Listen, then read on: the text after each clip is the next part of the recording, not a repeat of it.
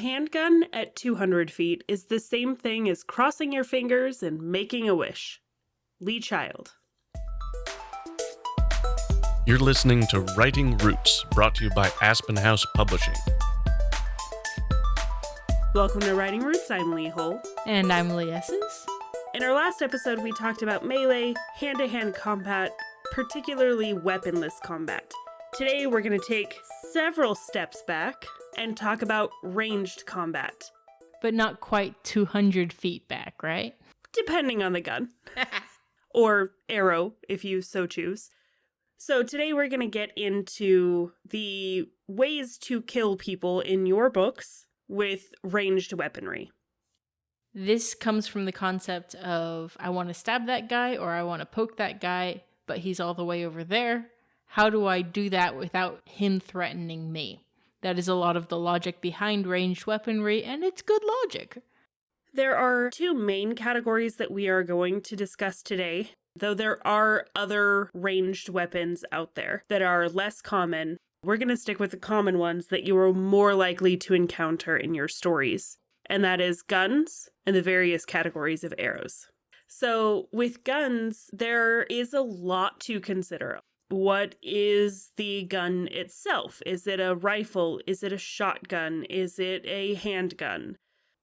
Something to really consider as far as when choosing a gun is distance that you're going to be firing, like our opener said. Handguns are for much shorter distances. You have something like a shotgun, which is like a cone spray instead of just a single straight line. And then sniper rifles, depending on the skill of your shooter and the type of gun you have, can be like almost a mile away. Yeah. I have heard that there are two things in books that readers will really, really get passionate about. One of those is horses, and the other one is guns. If you get gun work wrong, when your target audience is people who know guns, they are not going to read your book.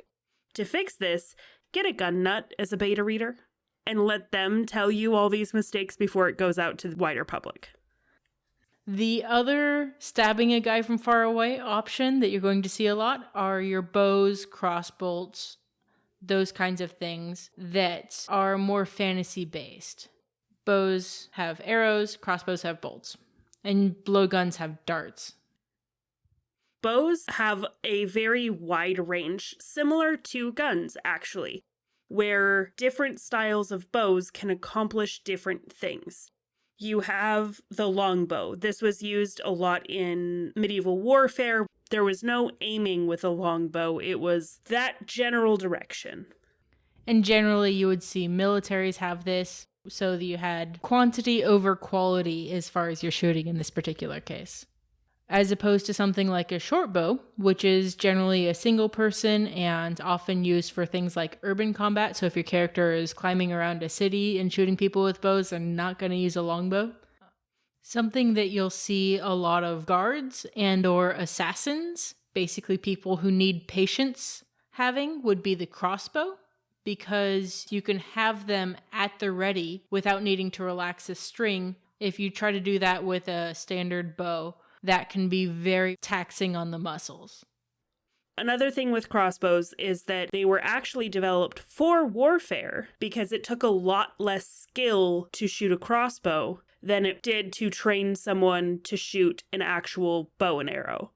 So what actually happens to the body when you stab a guy all the way over there? When it comes to getting hit with a ranged weapon, the real risk here is when an object remains in the body. When you get stabbed or when you get punched or anything like that, there's less risk of something remaining behind. When a bullet remains inside the body, you have a really, really high risk of infection. And that's mostly what kills people as a result of ranged combat, is not the shot itself, unless it hit a vital organ. It's the infection that kills people afterwards. If you're shooting someone with a gun, the round can go straight through them. But oftentimes it'll rattle around inside the body, especially if you're using that hollow point. It's designed to blossom on impact and do a lot more damage because it slows down. A target round is more likely to go straight through a person. So choosing the type of ammo for whatever it is can come down to more than just power, but also if you want it in the body. So these are all something to consider when you're picking out what kind of round is killing somebody, because a 22 is not going to leave a 6-inch size hole in someone's back. Something also to consider about these infections is that this was often an intentional part by the attacking party, the offensive party. Because at best, you'll get dirty arrows. A lot of, especially war archers, if they're standing in one spot and standing your ground, they'll just stick a bunch of arrows in the ground. But you'll see a lot of stories about poison-tipped arrows or using grease or these kinds of things in order to contaminate the tip and therefore get debris into the bloodstream and ensure that infection on the other side.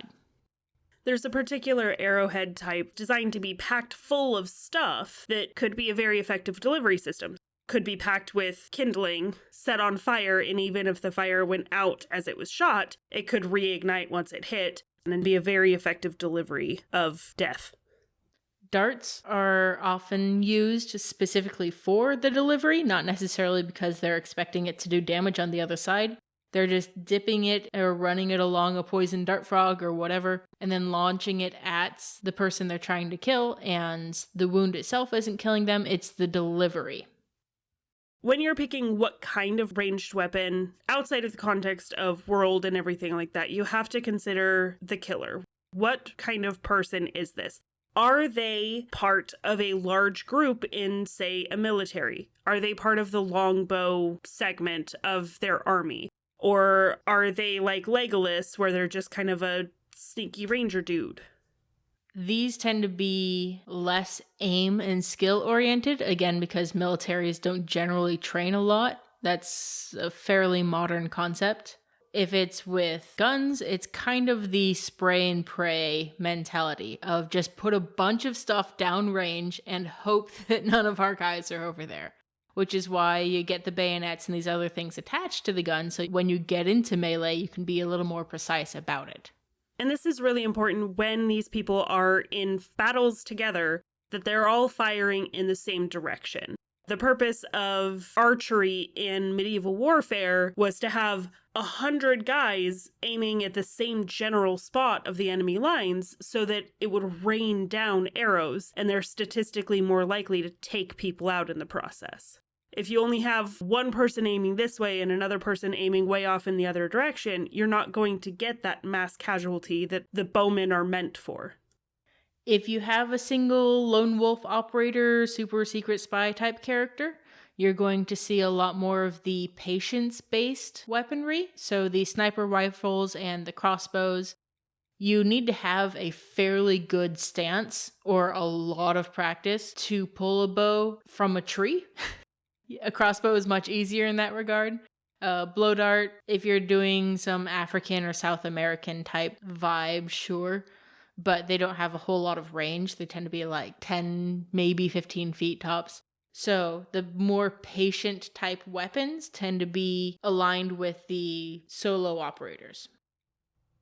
Another common weapon for somebody who is going to be your spy character or your assassin kind of character are the handguns.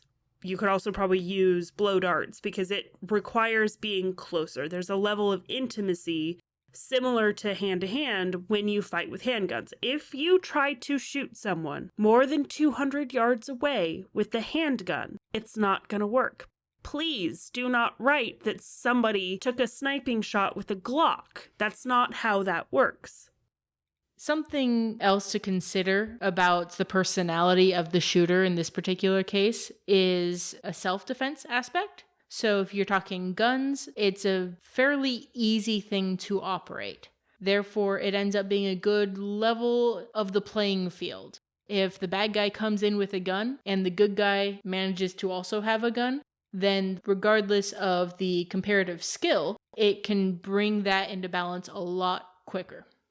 More historically, ranged weapons have been used for hunting for a very long time. And so they are common to have in the household. So when there's an invading army, it was easy for normal everyday people to join up and fight because they already had ranged weaponry experience. Speaking of historical context, understanding how it works within the world that you're creating is vital for understanding the technology and the politics involved. Once ranged weaponry comes into play, it is a game changer for civilizations.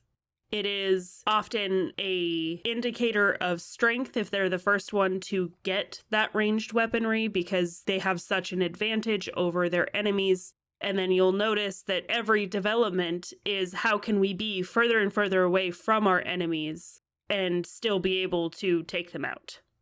You'll also find historically that a lot of assassinations happen with guns.